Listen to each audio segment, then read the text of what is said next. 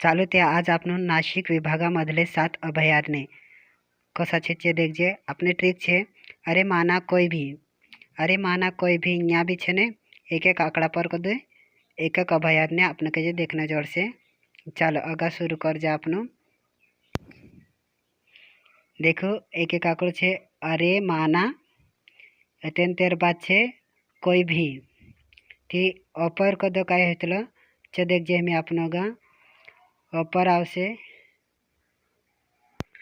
चालो अपर छे अनेर धरण अभयारण्य धोळे जिल्ला में छे। रेपर छे रेहेकोरी अभयारण्य अहमदनगर जिल्ला में छे। मापर छे माढक नानज अभयारण्य अहमदनगर जिल्ला में छे। नापर छे नांदुर मधमेश्वर पक्षी अभयारण्य नासिक जिल्ला में छे।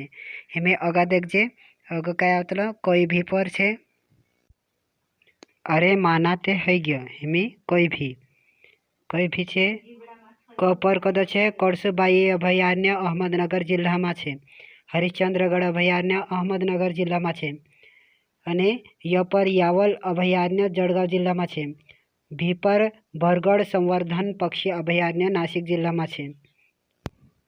असाच ट्रिकनुसार वीडियो देखने करता चैनल के जे सब्सक्राइब कर देजो। अपना चैनल नाम छे राकेश पावरा। धन्यवाद।